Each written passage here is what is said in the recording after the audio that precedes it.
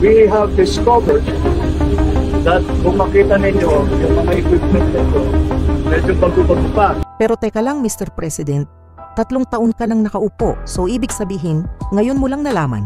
O sadyang 3 taon ka ring natulog bago nagising sa baha? Buti nga yan binili at may ebidensya, hindi ghost project gaya ng flood control ngayon. Si Duterte may mga proyekto at legasya. Ikaw, anong iiwan mo? Presko o progreso? Nandiyan yan since 2018. Almost 7 years ago. 7 years ago, nakatenga lang dun sa warehouse nila ng DPWH at never nagamit. 7 taon nang nakatambak sa bodega ng DPWH. Palusot at sisi na naman kay Duterte. Dahil kailangan daw itago for the big one. Pero ito na yata yung big one when it comes to flooding. Ano pa kinakantay natin? Kaya inabas na natin lahat, gagamitin natin lahat.